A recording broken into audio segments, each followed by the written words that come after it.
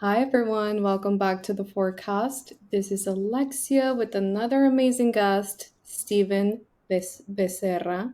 He is a trainer, he's Spanish Mexican, and today we're going to talk about the tool of discipline. Welcome, Steven. You want to talk about the tool? You want to welcome in? Welcome to the forecast. Hi, first, I just want to tell you, Alexia, thanks for having me. I'm very excited to come and have a conversation with you, especially about one of my favorite topics, discipline. To me, I first of all, I like the terminology used as a tool because I think discipline can be a tool and is a tool. For me, I think discipline started when I seen what it could do for me and change who I was as a person. Because when I was a little bit younger, I didn't have much discipline. I would compare myself to a lot of other people. I would, kind of put things off, like, oh, I'll do that later. I'll do that in 30 minutes. I'm gonna figure Yeah. out, or I would get like so many ideas out of what I wanted to do, and I never got anything accomplished. So as I got a little bit older, what I figured out is, for me, is I just want to be better today than I was yesterday. And discipline kind of get the tool to choose your terminology. Discipline as a tool gave me an opportunity to be better today than I was yesterday because I set myself up to I'm going to do things better today than I would yesterday or that I tried to do yesterday. And that kind of set me up to be, who I wanted to be. That's amazing. Thank you for saying yes, by the way, to be here. Thank you. Just sharing your story. And I always say just sharing our stories is a bit vulnerable. So that's amazing that you're so open to do so. So thank you for that. And that I love that you mentioned that it was more of a tool that you had to connect to rather than it was natural. Because sometimes I think we want everything to just be and be like natural, like, oh, I just knew how to be disciplined. So it not coming in naturally and kind of like comparing, which I love the topic of comparing because so many people see it as heavy and I see it as something very transformative. Like there's options. So when we compare, we just see options. We see options of, oh, I could do that, or I could be this. Or if you see it as something you like, then it's just showing you a potential. So, when you talk about comparing and using the tool of discipline, how do you think you switched from that side of I I need to keep comparing or I can't get there maybe or I don't know, personally me, the tool of discipline, I had to learn it a bit of the tough way, which was when am I going to finish something? I was really good at starting, but I think finishing was like the point where I would get a bit lost. It was like I don't know if I'm bored or I just consistency, which is another tool. So how do you think you went about it when it comes to that? Yeah, for me, I think you make a good point. Like for you, I think discipline comes a couple different ways. Like for you, you would start something and then just not finish it. For Yeah. me, as I just would never start it. I always had these grand ideas of I'm gonna do this, I'm gonna complete this, and just never even start them. Um, yeah, when I started, I listened to like a psychological talk one time, and it was talking about comparing yourself again to who you were yesterday, not to who somebody else is today. So once I kind of heard that, I made this switch in my mind of like, okay, I'm just going to be a better person today than I was yesterday, or try to be. So I made the switch of little small, small increments. I think also too what I was doing is I had these ideas of I'm going to go from A to B, and they were just these these massive like changes that I wanted to make, as opposed to now I just make little small changes a day. For example, like exercise. I think a lot of times we go from, oh, I'm going to start exercising, and you go from not doing anything to trying to do run marathons the next day, versus I just kind of make a little small change, like, hey, I'm going to do something small today that makes me a little bit better than I was yesterday. And those little small steps, in my opinion, add up to who I want it to be, and the discipline aspect really gave me that. Like, I'm going to do it today, I'm going to do it tomorrow, I'm going to do it the next day, and then even if it's a small incremental little improvement that I made over the long term, I'm going to be a completely different person, years from now, compared to where I am today. Yeah, the process. It's like falling in love with the process. Do you think so? Do you consider yourself always living in the now? Like it's all about now, right now? That's a very interesting question because I've heard, like everything is, now, everything's now, like Mhm. focus on the now. To me, I think it's very important to be in the now, because from like a neurological perspective, I think I understand, anxiety, depression, and which way it goes. When you're focused too much about the future, you could be a little anxious. When you're focused too much on the past, be a little depressive. I think for Right. me is I have an idea of where I want to be and the route I want to take, but I make the necessary changes today that's going to lead into that person. So I don't spend too much time in the future, but I try to, definitely have a direction of where I want to be in the future. Yeah, I love that. It's the balance between I know where I want to get to. I just understand that if without the now, there's no way to get there. So it's like the perfect balance, which is probably like the best description of discipline. Like, And I think to add on to that, I think I was too much in the future, right? Where I wasn't focused on the now, where like I had an idea of what I wanted to do in the future without realizing like I have to do something now to get me to that point and to be who I want to be in the future. I was just so lost in the future, who I wanted to be in the future that I forgot about the now and being and doing the things I needed to do now. yeah, I think that's a beautiful connection to dreaming. I think dreaming big it's a really good thing to be, and I probably consider myself using the dreaming tool a lot, but to co-create. So I love that you bring in the balance of, well, yeah, but it adds up. So you have a dream, you have a goal or a commitment, whichever word you want to use for it, Hmm. but to co-create it, you have to become it. And becoming it is that process that you talk about the, well, what can I add today that I didn't use yesterday? So maybe I don't know. My way of thinking is it better than yesterday, or is it just you tapped into a different potential today? Kind of seeing it more uplifting in a sense. That's just how mind works. So I'm curious about your perspective on that. Yeah, I don't, to be honest, I've never even thought about it that way. And I definitely, it's interesting how you bring up like the dreaming and the co-creation say. I've never heard it, put that way. I think that's fascinating. And I don't have a good answer for you, honestly, of how that transition, is or happened for me. Um, yeah, I just know that I was tired of, like, I was tired of saying I was going to do things or who I wanted to be or what I wanted to accomplish and just never doing and never getting there. And I realized like for me, it was a lot of like the dreaming state without a lot of action. And I had to put the action to actually achieve what I wanted to achieve in my dream state. Yeah, definitely. Well, you became a co-creator without even knowing then. That's Mm, awesome. Yeah, because I always hear people talking about manifesting, and mhm. manifesting to me it's very external. It's the universe. Everything around you is manifested. You really have no choice, but you get to be the creator of you. So I that's never what heard it you're, put that way. yeah. To me, it's like, oh, the universe will manifest anything, but I have to choose for me. So I mirror whatever I want, and that's how we start getting surrounded by people that are like-minded in a sense, because you need those mirrors to like compare, which is how am I comparing myself to yesterday, but also what am I surrounding myself with? Because that adapts to the co-creation.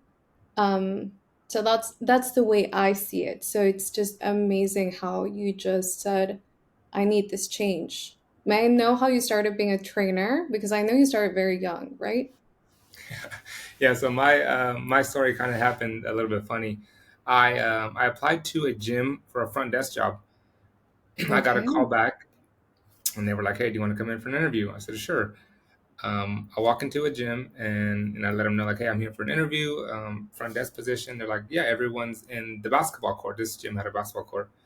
Okay. Everyone's in the basketball court, and I was thinking to myself, "Everyone's in the basketball court. Like, this doesn't make much sense to me." So I walk into the basketball court. There's maybe 20 of us lined up, and the manager is he's talking, and I walk in. He said, "Hey, we're gonna line up, and we're all gonna go one by one. Who tell us a description of why you want to be a trainer?" And I kind of like froze. I looked around. I was like, I think I'm in the wrong room. Like, I don't think I'm supposed to be here. Yeah. Um, they get to me and I just kind of make something up. This has had to be 15, 20 years ago. I was 18 at the time, and I just make something up on the spot, like I want to be a trainer because so and so. Long story short, they call me back the next day and they're like, "Hey, we want to offer you a trainer position at the gym." And I come in and I'm honest with them. I'm like, "Hey, I don't have a degree. Like, I don't have a certification. Like, I've never trained before. I'm out of high school." And they were just like, "Hey, we're gonna figure it out. We're gonna get you, programmed along the way. We're gonna, pay for your certification." So yeah, I started by accident, I guess you can say, 18 and a half years. Wow, that's amazing. Did you have any connection to like fitness, or you just said, "Oh, I can do front desk"? What was the So connection to fitness? yeah, I loved training. I was a basketball player and a baseball player growing up. So I was very fascinated and almost obsessed with trying to dunk a basketball when I was younger. So I would go online. I'm dating myself, by the way, but I would do like dial up, when it would take so long to get information online. So I would download like jumping like PDFs to how to jump higher. So I always had kind of like a I guess a curiosity about training. So I was looking into that. And yeah, I would play like a lot of sports. I'd go to the track every night and run stairs. So I kind of had, a love for training, I guess you would call it. Myself, I just never pictured me, being a trainer and helping other people and working with other people. That's amazing. That's a beautiful I mean to me that's a synchronicity. It's like you were right time, right place, Mm, guided without even knowing you were guided. That's awesome. That's like when people just say, "Well, I was lucky." And it's like, "No, maybe you were just open to that wavelength of what you needed mm. without knowing you needed that." So that's amazing. How would you describe your teachers around that gym? We always have teachers as in people who kind of like guide you and tell you how things work. Like what tools did they give you? So this does another like turn, I guess, in my story is the gym I was at. The company I worked for was not a very good company. They have a lot of bad reviews and all this. And the Okay. teachers that I had there, I wouldn't say. I think what I noticed coming up in the first couple, like a year or two, being a trainer was I want to do everything complete opposite of what they're doing. Because they were just like, I love this. Yeah. yeah, they were like, like very stuck in their ways, like we do things this way, like very old school bodybuilding mentality. Mm. So I didn't really, I couldn't understand them. I did feel like we didn't communicate very well. They wanted to do things a certain way, and I just saw movement and exercise and fitness a completely different way. So I think for me, what helped me the most was being able to observe. Like I don't want to do the same thing these people are doing, and I want to move in a completely different direction. Yeah, they were the teachers of what not to be. That's a great way Well, to put it. Exactly. I when I started in the sense of like I really want to transmit whatever I do as a channeler. Hmm. I wanted to be part of something. It was like belongingness, right? I think everyone goes through that phase. I Hmm. went to like meditation groups that had like meditation teachers, and I learned exactly what I did not want to be. It was like, oh, I get it. I'm the complete opposite. So I love that you mentioned that because sometimes that can be discouraging and you took it the other direction. Do you think it was because you're really into research? I know you love like listening to things that are about learning. So, what tool? I see it more as self resilience, self independence. It's like I don't need anyone to agree with me sometimes. What would you call this? The whole I want to do it differently and I don't mind doing it differently. Excuse me. I really like how you view a lot of things or everything as a tool, right? Because I think if you have that mind frame and that mindset of I can use it as a tool, and which way can I use it? Because you can use a tool many different ways. Yes. I really like how you describe things as being tools. For me, is yeah, I really am into research and some of the things I was reading and who I like was kind of teachers to your point who I was kind of being like mentored by and stuff. They saw movement and training a completely different way. They were all about like speed and explosiveness and power. to get a little scientific. And I enjoyed reading about that, and I enjoyed moving that way. Coming from an athletic background, I didn't want to be, the big buff bodybuilder kind of type. So I Yeah. didn't resonate with those kind of people in the way they trained. I wanted to be, kind of fast and explosive, and like I said, jump high and run fast.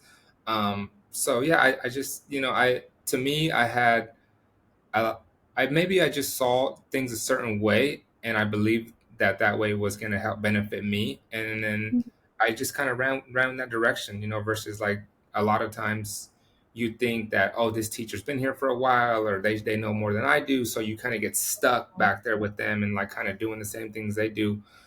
So yeah, I guess it's self confidence, or just maybe a belief that I was doing things the right way, that I should have been doing them, and I continued down like my research path and the things that I like to research, and my training style evolved from there. That's amazing. Yeah, I would call it a mix of dreamer, self-confidence, and just let's do this. What else am I Mhm. gonna do? Yeah, Either be unhappy doing what I don't like or just doing it. So that's amazing. That's and a beautiful. also to add on to that, I think it took me quite a while to kind of also understand that what I was, because I would self doubt question myself, right? Like, oh, this guy's been training for Mhm. 10 years, like maybe I should listen to what he's saying. So it took me a little while, maybe a couple of years, to realize, like, no, like I'm gonna do things the way I want to do things, and we'll see where it ends up. And if it doesn't work out, it's on me, versus Yeah, doing things a safe way and just kind of sticking around, which just kind of propelled me to be where I'm at in my later stages, of my training career, versus just staying kind of stagnant back there where I could have stayed.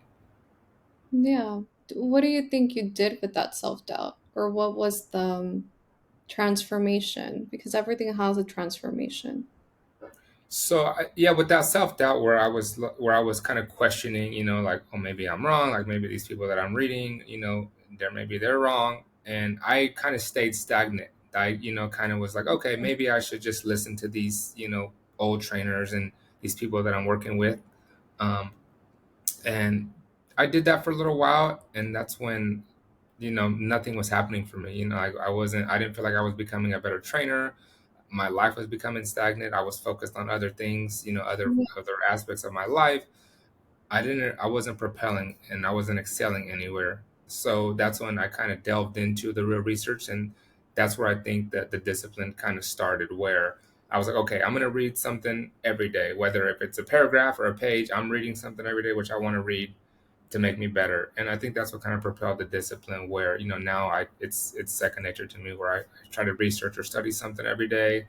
Whether it be podcasting, books. The discipline happened from just wanting to pursue something I wanted to pursue, versus being stuck, not doing something. Kind of like the I guess the old way of doing things. Yeah. And I ask about self-doubt because many people who listen to this podcast always ask about that tool, and you bringing it up is very important to them because you're mentioning something very key here. It's the moment you feel stagnant, the Hmm. moment you feel stuck, which I call it kind of like the mud moment. It's like a Mm. moment you're in the mud, you're a little seed and you're trying to get out of the mud. You don't see the light yet. So you need to water everything. You need water to keep growing. And I think you mentioning well, at least I'm going to read one chapter a day. You kind of like push yourself out of that mud. You kind of push yourself out of that stagnation. I mean, it takes a bit of stubbornness, right? To be like, hey, I have to do it. Like, what Yeah. other choice do I have? So you feel restricted. And that restriction is actually a blessing in disguise. Because if not, if you would have been comfortable, you would have stayed there, right? You'd have been like, oh, it's fine. It's all good. I'm staying here. And you would have probably missed out on everything you've been experiencing now, No, right? I think 100%. I think you're right on with that. And I think, um, to add on to that, I think a big part of the self doubt that I was having was, I think when was having these self doubt thoughts, or even now, like not even back then, even to this day, when I have these self doubt, kind of thoughts that come into your mind, I try to turn those into challenges now, versus letting them kind of scare me Mm, and let me stay there. Where I just kind of look at them like, okay, how can I challenge myself because of this self doubt? and then that I've noticed that propels me even further to who I want to be. And to your point, the discipline that we're talking about, I view those as challenges now versus I would previously I would kind of sit there and dwell on the self doubt and kind of Mm. question myself, like, why am I thinking about this? Like, is it true? And I figured out that if I just use that as a challenge, it just makes me so much better. I like that. It's like a commitment to yourself with a lot of momentum. It's like Hmm. that momentum of evolution. It's like I am in an evolution, so there's always going to be a challenge, and this challenge doesn't have to take away my happiness, maybe, because everyone kind Absolutely. of like tell me sorry. No, absolutely not. I think, yeah, to me, I've learned to embrace challenge and I've learned to actually love a challenge. And I've also realized that I'm going to fail a lot of the times in the challenge. And that gives me an opportunity to come back, reevaluate, and then let's go again. I think a lot of times with me, once I would face a barrier or a challenge and it wouldn't work out, I would shut down and I would just kind of, sit back and be like, well, that didn't work out. Like, I guess, it wasn't for me. Versus now, I look at it, I'm like, no, I have to reevaluate something. Something has to change, and then we attack the challenge again, and then see if we can, see if we can come out. And to me, it's just been like the most, I would say, profound kind of mindset that I've adopted is embracing the challenge, and then also loving the fact that, like, I'm wrong. I'm wrong a lot of the times, and I'm gonna be wrong a lot more times. I'm gonna fail a lot more times, but that gives me the opportunity to kind of come back, reevaluate, reassess, and then we can kind of go again. And it's almost like a game that I play with myself that allows me to keep looking at this challenge or whatever I'm trying to conquer, and then we can kind of assess and then get the outcome we want. Yeah, I'm gonna say something very spiritual right now. I see that as living life um, through the understanding the language of your spirit with purpose, which means you let your spirit have fun in Mm. anything. So you're living life as a student because you understand that life is your school. So it's just a beautiful way to keep going and you enjoy it, you're experiencing, you're like, yeah, this sucks, but I'm human right now. To me, being human is just so powerful because we have so much potential and potential's in the door of making a mistake and taking it as a tool. That mistake is a tool. It can keep going, you guys. Like that doesn't stop me. So it's just living life as a student and like you keep walking and going in life. So that's beautiful. You're very connected. You're more spiritual than you think. Way Yeah, more. to be honest, I don't. Your language is very different than mine, but Yeah. I've had these kind of moments where you're touching on a lot of them. Like when somebody says, "Describe yourself," or "What do you are," you're good at what you do because I always kind of explain myself as like I'm a forever student. Like I'm just always trying to be a student and learn about something or get better in some way. So it's very, it's kind of interesting, fascinating to hear you say, the student, because that's what I refer to myself as, is I'm just a student. Yeah, and it's just more potential to be like, I don't have to be perfect. So that means they get more experiences in life and it's that constant evolution. So that's amazing. And now I want to ask you, who do you think, or not who, but who has been a good teacher? Like someone, it could even be someone random or like who has really motivated you to just be yourself? Because I think that's besides being you, do you think you have a mirror, someone who projects that as like, well, I just have to be me? There's a couple figures, I guess you would call them, that I kind of really admire, I guess you would call, and look up to. I've really gotten really big into neuroscience recently in this past couple of years. Andrew Huberman's a neuroscientist that I really follow, and Yeah. the way he explains and breaks down, emotions and just behavior, I resonate with. So I look at him and I just kind of see, like, to your point, like, he's not afraid to make mistakes. He makes mistakes all the time. He corrects himself. He kind of has curiosity. He has humility. And so I admire all those traits about somebody, like him. There's, like, more, I guess you would call them, popular figures that people follow. David Goggins could be one. He's all about discipline, and drive and Yeah. be hard. But yeah, but I like people like Andrew, where he just kind of, you bring that playful humility into the aspect of your life, and then you just get better that way. And I think he's really childish.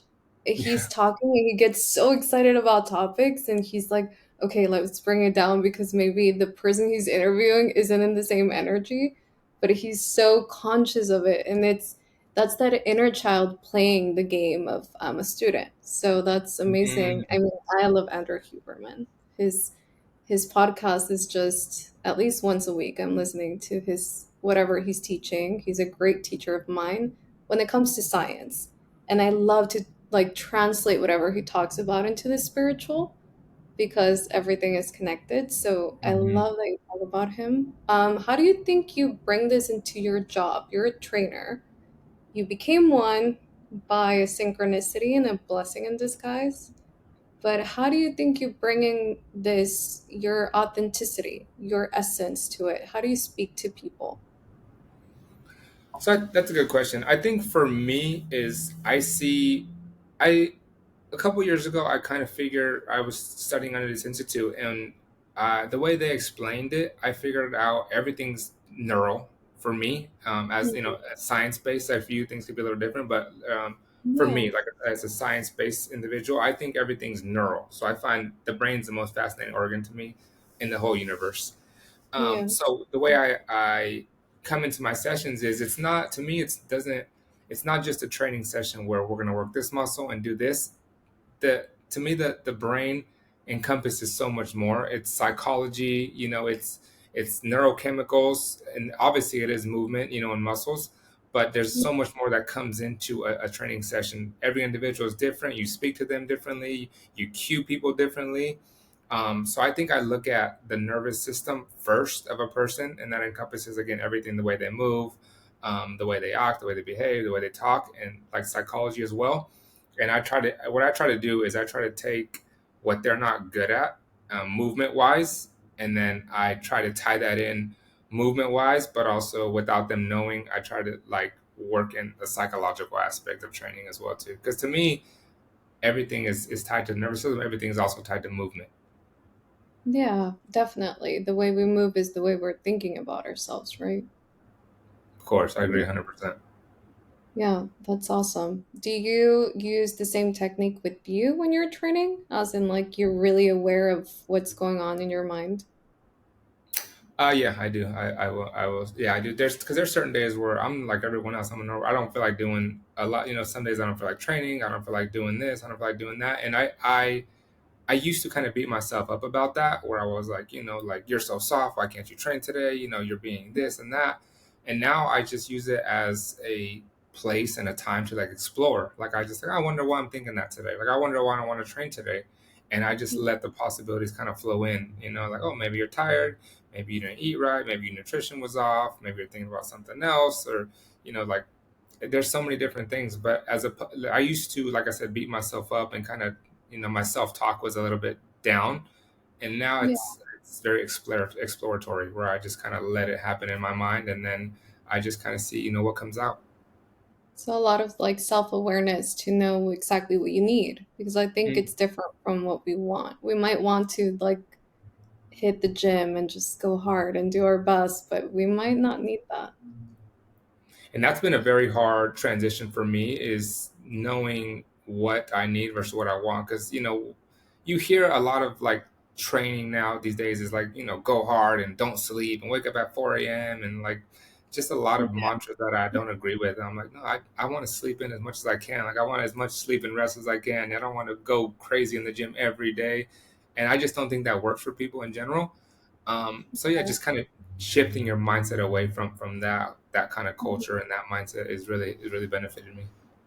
I remember walking into the gym once and you were like, I don't know what we were talking about, but I just asked you. I was like, I think I hadn't seen you. And I was like, well, I haven't seen you. And you were like, well, what time have you been here? And I was like, 6 a.m. And you were like, Alexa, I wake up at 7. Like, come on. Like, what are you saying? That's why I laugh because I remember that moment.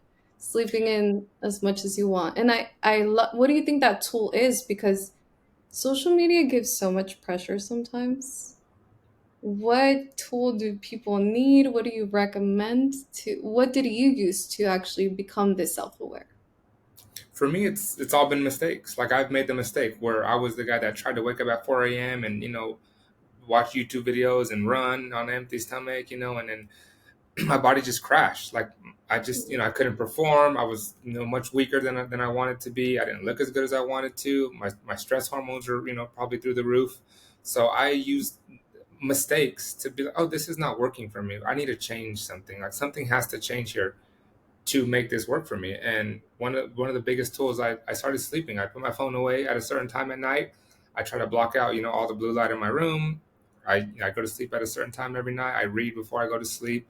And just these to go back to our discipline tool, just these disciplinary tools that I use that allow me to wake up, every morning and not feel fatigued and not feel drained and wanting to go to the gym and wanting to perform and train. It's all because of the discipline that I set the night before. That's amazing. So you believe in routine. Oh I definitely, yeah. When my routine gets off, I definitely feel it. Mentally, physically. Yeah, I definitely follow a routine. How do you think people should create a routine then? Because that's a very strong tool. I need one too. I can't function without it, but the way I use it is that I don't set a certain time for things in the morning. I'm very like I know what I have to do. I just don't set a time because if not I feel pressure. If that makes sense. Yeah, of course, yeah. For Yeah. me, So I how think Yeah, for me, I think people are a little too tyrannical on themselves, where they're like, at 7 a.m. I do this, at 7:15 I do this, at 8 o'clock I do this. And to your point, for some people it works great. For some people it's just too much pressure. And I'm the same way as you. Like that doesn't work for me. Like if by 1 minute I'm off, like my whole routine's gonna be off. That doesn't work for me. So the way mm, I do it is I'll set out what I want to do for the day. So I'll have a list of like I want to read today, I want to train today, and even if I don't hit, all 12 things that I have written down on my notes, if I hit 6 or 7 of them, I don't look at it as a failure anymore. As opposed to before, like I would, kind of, doubt and self talk myself. Like, I can't believe you didn't do this. You didn't finish your whole to do list. So I think now I just set what I want to do and then just get as many of those done as I possibly can. And at the end of the day, I look at it and I'm like, okay, did I accomplish everything I wanted to do today with the time that I had to do it? And if it's yes, then mm, it's been a good day. And if it's no, then tomorrow we just try to make a little tweak and change it. And I think it's always that shift where you're looking to change things in life, and that's how you get better. Versus, I think being tyrannical and like I have to do this at this time and this happens. I just think it robs you of a little bit of a joy out of your day. definitely. And I think being able to change things, by the way, or I see it in me when I'm able to change things and adapt. If anything externally changes, I'm able to adapt.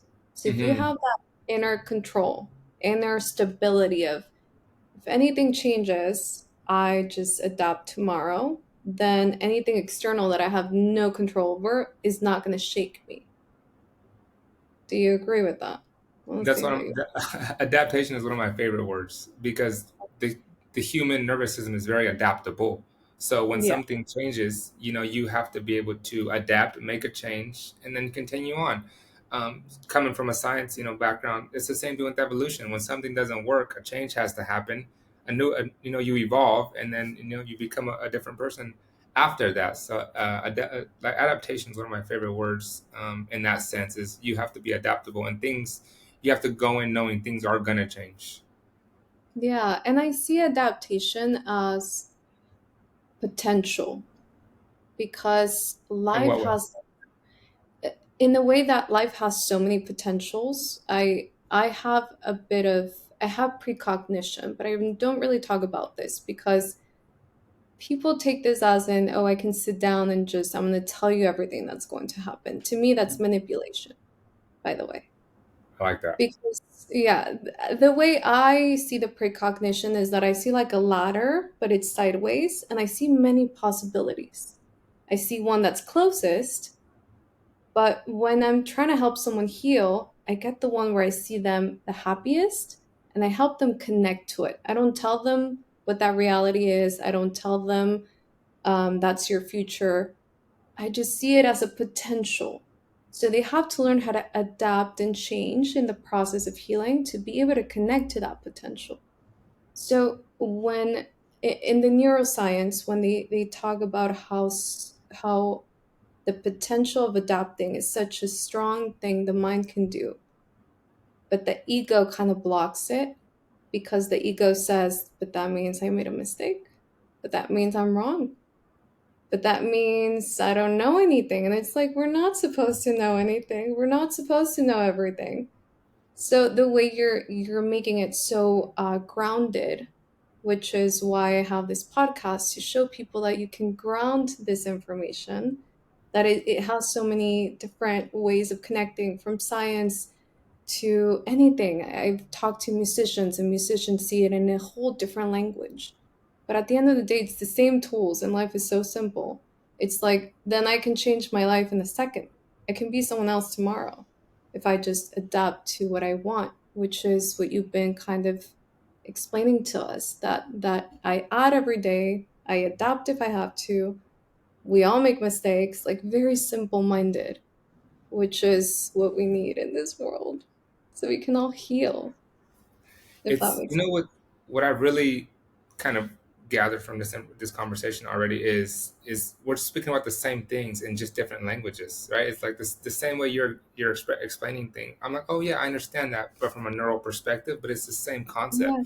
Yeah. Yeah, to your point, I think the nervous system, or it's we know we're very plastic. We're, neuroplasticity. The nervous Hmm. system is very plastic, and it can change. And I think a big part of what I learned is the way the nervous system and neuroplasticity happens is by making a mistake. When you make a mistake, your nervous system says, "Oh, that didn't work. Let's try something new," which is adaptation, right? And then we figure out a new way to do things. That's neuroplasticity. And you hit on a very good topic where you talk about the ego getting in the way. I think the ego blocks neuroplasticity, every time when it's like, oh, I made a mistake. And then the ego says, to your point, oh, you don't know anything, you're dumb. Stop trying that. Don't try anything else. And you can get sucked into that and just stay there without realizing, hey, no, the way we learn, the way we make changes is through mistakes. You have to make a mistake for something to change. And that's how your nervous system changes, is by mistakes. And once I figured that out, that was one of the biggest kind of freeing moments for me, was realizing mistakes is how you change. Like, I love making mistakes now because it gives me opportunity to look at it in a different perspective and then make a change from there. Yeah, definitely. Definitely. And ego to me becomes your friend the moment you teach it how to nurture yourself. Nurturing is that moment when you become self aware and you say, oh, I can redo what I did. I can say sorry. I can learn. I can, and then ego starts saying, oh, then I don't have to be in fight or flight. I can save I can save myself still. I can be nurtured by just having that really nice conversation with the mind. And it starts like lighting up instead of being so kind of like gray, shadowy, controlling in a sense. So I say this because I you talked about having some sort of like critical inner dialogue. How do you think now your inner dialogue has shifted into, how do you nurture that inner dialogue? Because as a trainer, or what I see, because obviously I'm not one, but what I see in within that discipline, you're not just talking to your ego, you're talking to someone else's. Every time I do a healing session, I say, I'm not talking to your ego, I'm talking to your spirit, I'm talking to your soul. So if your Mhm. ego gets mad, I don't listen to it. I don't even give it attention because it's needy. So how do you think that inner dialogue transmits into your clients, into you, that less self-critical inner dialogue, more self-love? Yeah, I think for me, like, those times still come up, right? Where the inner critic kind of comes up, and it questions what you're doing, or why'd you do that, or why'd you do things that way. And like I said before, I would try to push it away and kind of, discredit it. And now I just, I listen to it still. I'm like, okay, let me listen to what you have to say, but I don't give it all this power anymore. Where it's like, if Mm. it asks, like, if the ego or something, or a thought comes in my mind of like, why'd you do things that way? That was maybe wrong. I would shut Yeah. down, in the past, and now I just kind of give it a little bit of thought. Like, I don't try to suppress the thoughts anymore, but I realize, like, that's just one part of my mind that's working. And I again, I just it's all a challenge to me. I'm like, okay, let me see what is trying to teach me, what I can learn from that, and then I can make another change from there. And it's the same concept, just over and over for me. It's just challenges. I look at everything as a challenge. Like, what is it trying to say? Where's the challenge at? And then let me get better from there. And yeah, Yeah. to me, the dialogue always stays there. Yeah, the dialogue, it happens daily for me. That's amazing. And your clients, how do they take that when you're like, I don't, you can keep going. Come on. Like, how do you speak to them when they're like, I can't do this, or you don't have those clients? I don't think I have many of those kinds of that know I can't do this anymore. But for me, is I try to structure a session where I know they can complete it, but it's still challenging enough. I don't ever try Okay. to push somebody to the point where it's like, hey, I can't do this. Like, I need to throw up. I need to stop, because to me that doesn't. We're not getting super compensation that way. Like, we're not going to get better tomorrow. Like, my training styles, it's I don't want somebody to text me the next day and say, hey, I can't move. Like, I can't get out of bed. That, to me, that doesn't do anything. That's like an ego trainer, where they're like, my client said they couldn't move and they threw up. To me, that takes away 2 or 3 days of being able to move again. So for me, I just want everyone to wake up every day and feel like, hey, I feel great. I can go move today, tomorrow, the next day. And then we just keep pushing that line until my clients feel like they can do whatever they want to do on a daily basis. I don't ever want to get a text of like, hey, that was such a crazy hard workout. I can't come today. That is, that's pushing us backwards, in my opinion. I want you to move better and feel better on a daily basis. That's a very nurturing type of training. That's amazing. Yeah. Because usually it's more about what's the most you can do. It's more sustainable. It's like, how far can we go to keep going? Which is, it's very, yeah, it's like showing someone that they can go this far, but if you add more. So it's like you're taking in your mindset into other people. So you're a Hmm. teacher. That's teaching people because you're showing them a different way of, we don't have to push it. We don't have to go too far. This is enough. So it's about what is enough. I think that's the question many people ask themselves. What is enough? And I think that that's a good question to ask yourself, like, what is enough? And then when you challenge yourself, you can find out what is enough. Like, if I challenge myself today and I push the line a little too much, oh, I know that's enough. I made the mistake. Let me reevaluate, and then let's do it again. And it's the same thing as making that mistake, because I was a trainer that made that mistake where I'd have Hmm. clients text me like, oh, I'm so sore I can't move today, and I would feel good, like, oh, I must have trained them hard. They must have loved it. Yeah. And they would come back, and I wouldn't see them for 2 weeks, and they'd be like, they'd come here and there, and I started realizing they weren't having any fun. Like, it just wasn't fun to them. Like, nobody wants to Mhm. come. Some people do. I shouldn't say everybody, but majority of my people that I would see, they don't want to come, come to the gym, get so sore they can't move the next day. They can't pick up their kids, play with, they can't do anything the next day or 2 days after. That's not fun to them. So I started realizing, oh, I'm gonna create an environment where you're having a good time, but we're also pushing, the limit and trying to become a better mover at the same time. So, we have a different kind of, dialogue that I use with my clients, and we definitely push it, but it's in a very, restricted manner where it's not overboard. Yeah, so it's like teamwork. You understand their life, you understand their pace. It's all about teamwork. And it just shows that that's the teamwork you use in you. Like you're your own team, you make your mind and everything else work as a team, right? Hmm. Yeah. That's an interesting way to put it. Yeah, I never thought about it that way. That's fascinating. Yeah, but it is. Because yeah, we project the way we speak to others, the way we treat others is how we treat ourselves, and we speak to ourselves most of the time. If you haven't truly healed, then there might be like a dissociation of some sort. Mm-hmm. But talking to those who are self aware and have an inner dialogue that they're really trying to balance, I see it as if I'm nice to myself, then what else am I going to be? I'm going to go out there and be nice. So you project, I see it like, yeah, like a projector. When people talk about like the third eye, it's like a projector. You're projecting what you're thinking. And Mm-hmm. if you do it in a neuroscience way, it's like, well, your mind is all you have. So that's all you can give. Yeah, I think right? that, yeah, I think that's spot on. Yeah, I think that's a very fascinating way to put it out. I don't never put it that way, but that's why, I think Mm, you view things a certain way, and I think it's great. I love the way you look at things and kind of break things down and explain them in a mhm. different way. Thank you. Yeah, I just trying to like translate your language for those who are also very spiritual. And when I say spiritual, it's just that they are in this language, although everything is spiritual. Hmm. I want to talk about happiness because we did mention the seeking happiness, and I don't know why intuitively it just seems like a topic. I don't believe happiness is something constant. I think it's a feeling. I believe the only constant true feeling, which is an emotion, is peace, which is Mm. balance at the end of the day. How do you think you have that peace within the making the mistake, going through the process, reconnecting to happiness again, like adapting, all those things that you go through that you are excited about, but where is the balance and the peace? Yeah. So for me, I would always, when I was younger, I would always say, I just, when somebody asked, "What do you want to be?" My answer, my response was always, "I want to be happy. I want to be happy. I just want to be happy."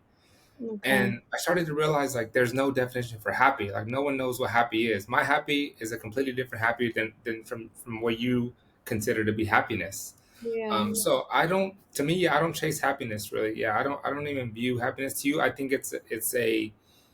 I would define it as a temporary state to Mm, push you further, to seek it again. Because if all we're seeking is happiness, you can get that, very easily. Like if you think of it from a neurochemical perspective, if you're seeking a dopamine state, you can get that via cocaine, right? And like that doesn't yeah, give you anything. I So know. yeah, to me, I don't seek happiness, and I really like how you put peace, like peace of mind. I think for me is something that that I would seek versus more than happiness, and I think I get that from discipline and responsibility. Like I have responsibility to my clients and myself, to be the person that I want to be as best as I can be it, and it falls on me. Like I'm responsible for that person, and I get that via discipline. And I think that's the way I like to view peace, and how to attain peace is by responsibility and discipline. I love that. So it's purpose. Peace of Purpose, mind yeah, is exactly. Purpose as well. What is your purpose? yeah. And you find it. You're not told what it is. You just well, I think it finds you kind of, but Mm. people say I find it, but I think it finds you. It's like everything starts kind of like you. You didn't know you were going to be a trainer and look at you now. Yeah. It finds you. So, I think it's very fascinating the way you kind of just flow. I think that's one of the tools you really use and you don't notice. You just flow with what is in front of you. So it's like being very detached from things, being very detached from an expectation. You have commitment, but not expectation. How do you think you disconnect from expectation? I think that's very tough for people sometimes to do. Like, no, it's because I had to be this or I have to be that. Yeah, to me, yeah, I don't ever even think about expectation. Like to me, it's you put when you're responsible for something and you have the discipline and you put the time and the effort in, like something on the any to me, if you have discipline and responsibility and purpose, something that comes out of that is going to be better than anything that you can ever imagine anyways. Like, so when people are like, I have to be this or I need to be this, and it's like, well, what if like you can be better than that? Like what can be better than that person that you thought you wanted to be? And I just take, again, simple little steps day by day, like discipline. Did I do this? Did I do this? Did I do what I wanted to do today? Yep. And then it propels me to who I think I'm just meant to be. Like that's the person that I'm going to get to a place that's better than even my expectations, than who I expected.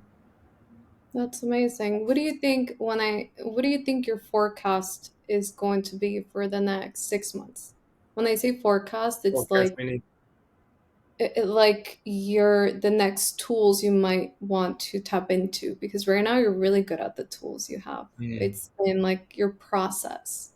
What do you think the next 6 months without expectation? What tools would you like to tap into? Because we have a foundation. And this foundation is like a toolbox. Like, well, I have self-respect already. I have self reliance. I have self-independence. I have freedom, peace, purpose, meaning, all that toolbox, that foundation. What would you like to add? Like, what is the next mistake? Now I'm curious. Yeah, honestly, this conversation has actually given me an opportunity to even think about tools because I again, I never explained them that way. And Yeah. yeah, this is honestly, this conversation has given me a little bit of perspective of like, oh, maybe it's, I can sit down and think about tools or what I want next. Because honestly, that question, I couldn't answer what I want next because to me, it's, I'm just going to keep doing, the discipline. I'm going to keep doing the purpose and the responsibility thing. But I think it's, you make a very good point where I have to take some time to sit down and think what tools do I want to put in my toolbox next, right? Because you want a Yeah. better toolbox at the end of the day. Well, I'm sorry I just gave you homework. That wasn't Yeah. meant, that wasn't the intention of the question. I like to ask that because since you're so connected to evolution and you're so connected to potential, then there's so much more out there, you know? No, So much more. yeah, I think you're right, and I think it's, I think homework is something that I can, I again, I take it as a challenge. Like, oh yeah, what's next? Like, what's the challenge? Like, Yeah. what tool can you acquire next? So I don't think it's necessarily a bad thing. I just, again, it's another challenge for me. And I just love the challenge of like, yeah, let's figure out what's next. Like, I'm gonna find what's next. Yeah. Okay, now my last question is, what are the top books or podcasts? I know you talked about Andrew Huberman, which please, if you don't listen to him, listen to him. I mean, you do have to like science, no, love science to listen to him, but he also has very interesting interviews, even if you don't know science. But what are the top maybe three, five that you recommend that you think kind of keep you going? Because I know we need fuel. So what would that fuel be to keep going with so much adapting and change and challenges? Yeah, so for me, I'm gonna be honest. I'm 100% science. Like everything I read, everything I Oh, learn is science, and I don't know if that's a good thing or a bad thing. For me, like maybe I need to maybe amazing. detach sometimes. Like people say, like shut off. I don't feel like I ever need that in from myself. I just feel like I always, I just always crave the science, and I just love the science. So yeah, the Huberman Lab podcast is a great one. Rhonda Patrick, she's like a Dr. Rhonda Patrick. Yeah, she's a doctor, and she has a podcast called Found My Fitness, where she talks about a lot about like micronutrients and nutrients. Yeah, and as far as that's probably the only two I listen to regularly. Yeah, and books are all just going to be science. I like science and also like philosophy type books. The Ape That Understood the Universe is a good one. It's Okay. psychology. Yeah, The Ape That Understood the Universe is a good one. Um, yeah, I have to look at my. I'm reading a book right now called. It's here underneath this laptop. Recognizing and Okay. treating breathing disorders. So Amazing. No, this is I the kind mean, of stuff. So yeah, breathing that's the is kind of stuff I read. no, that's amazing. Breathing is a very important tool when it comes to connecting to the self. So, health, everything, nutrients. I mean, the physical body is an instrument. It's our biggest tool, pretty much. I agree, 100%. Yes. So this ties into anything spiritual. So any science, send it our way. I'll post it. Stephen, thank you so much. This was an amazing conversation. Thank you for your vulnerability, for sharing everything, and just being so open, as an open-hearted. Anything you would like to say before we leave? I just want to say thank you very much for having me on. I think you're really good at what you do. I think you're bringing a different language into, not just for myself, but I think, people are kind of getting a broader view of, what you do is, because I think we talked about this. I think there's a big stereotype around what you do and what you're supposed to look like and how you're supposed to sound. And I think you're just kind of changing that and for the better and in a better way. So yeah, I just want to say, I appreciate you having me on and just keep doing what you're doing. I think this has been great. Thank you so much for that. You are too. You're really good at what you do. So keep going, keep challenging yourself, and Keep us updated on your challenges. I think you're challenging all of us now. Now I'm thinking about all these things I can do. Right. So thank you. And thank you everyone for listening. I'm sending so much love and light to everyone. If you have any questions, please DM, email, send them over. Where can we find you actually? I forgot to ask. If they want to train with you, how does it work? Tell me. Uh, I'm actually terrible with the social media stuff. My Instagram is Steven Gabriel Becerra. I train in Santa Monica Iron, but to be honest, I don't keep up with much social media. So yeah, I'm kind of just on my own little world in that sense. But yeah, that's pretty much it. That's all the social media I have. Perfect. Well, if you have any questions, let me know. And if he didn't answer to your DM, I will ask him personally and I'll send that over to him. So thank you Please. everyone again for listening, and I will speak to all of you next week. Bye. How do you